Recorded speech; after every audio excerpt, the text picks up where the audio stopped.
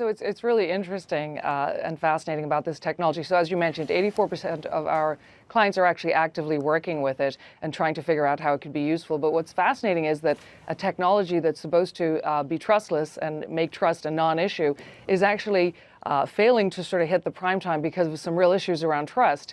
And when we look at what are those issues, it's not really about the technology itself. It's about other things. For example, corporates are really concerned about regulatory uncertainty in this space. They're worried that there could be a backlash from regulators or that there could be new rules that will make it difficult to comply. They're also worried about who are the participants in these networks that they're establishing. Who do I need to play with? Who am I implementing blockchain networks with? So trying to figure out, what's the business problem that I'm trying to solve? Who do I need to help me solve that problem? These are sort of bigger issues, and this is where some of this trust is really sort of breaking down.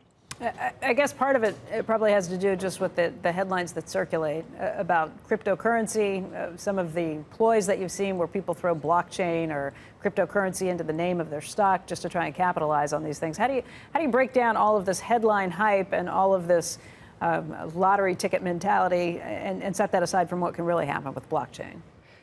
Yeah, absolutely. I think it's really, really helpful to distinguish, what is a cryptocurrency implementation of a blockchain like the Bitcoin example. And to your point, there's been a lot of negative news and reputational issues sort of around that. And then what we're talking about here, which is really distributed ledger technology, it's the idea that corporates will get together in a permissioned private network where what they're trying to do is really take cost out or build new marketplaces to exchange digital assets. So I think it is helpful to make those distinctions. We're talking about, heavily regulated industries in many cases like financial services. And again, we're talking about participants coming together. They're really trying to do two things. They're trying to build utility functions to remove some of the back office processing and other things and make that more efficient. And the technology is actually proven to be really good at doing that. And the second thing that they're doing, of course, is participating in this token economy. Now, these tokens, these digital assets, they're coming to the market and the infrastructure that's being built around them. Again, a lot of times we're talking about registered securities, compliant products that are being brought to the market. We're not talking about, cryptocurrencies necessarily. I would imagine that it's probably tough in this job market to try and find people who know what they're talking about, employees you can hire into this arena. It's hard to find anybody with high-tech skills in some of these areas. But I also hear that colleges are doing a lot to try and teach this right now. What is the supply demand when it comes to employees who actually are proficient in this stuff and who can help you on your way?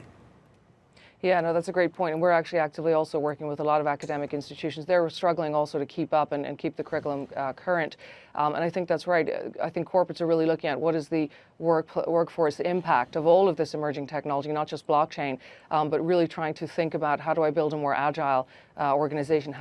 What sort of people do I need to employ that sort of embody this sort of, joining creative skills with technical skills and being able to think about business process and then think about how the technology can come in to support that.